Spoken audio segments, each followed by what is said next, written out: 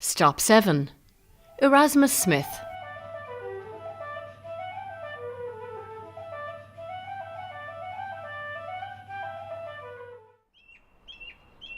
This is the Erasmus Smith School, which was one of several Protestant boarding schools funded by Erasmus Smith, a wealthy Cromwellian businessman. Well, Erasmus Smith was an investor in the Cromwellian campaign in Ireland, and he received large estates in Ireland following the 1641 rebellion. And he invested some of his land in the trust for the establishment of grammar schools in Ireland. Philipstown was fortunate here that in 1824 there was a school erected in Philipstown supported by his money.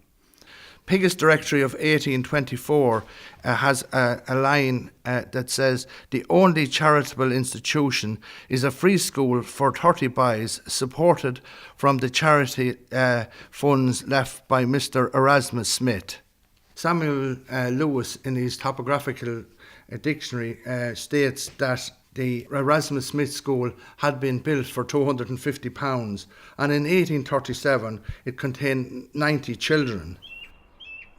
So if we turn around here and face across the street, we can cross at the pedestrian crossing and we come up to the entrance to what's called Jail Lane. It's called this in the 1838 Ordnance Survey map, and there is a suggestion that the old jail, which was built in the 1590s, was located somewhere along this lane.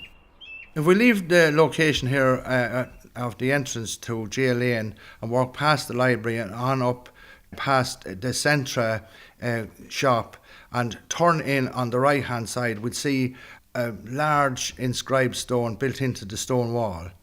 This is called the foundation stone of the new jail. A new jail was to be built in Daingean. It was decided in 1821 to build a new jail in Philipstown, but by 1824 this plan was scotched.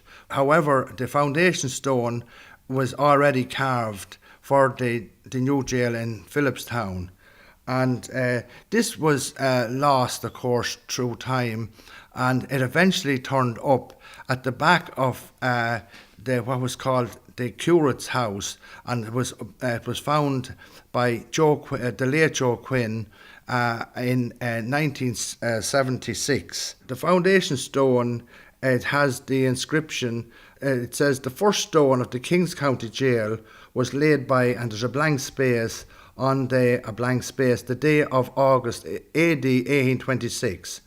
The Viscount Tullamore, Colonel Bernard MP, William Trench Esquire, Valentine Bennett Esquire, John Head Drought Esquire, Francis Berry Esquire, Commissioners John Killally Esquire, Inspector Dennis Hayes, architect and builder.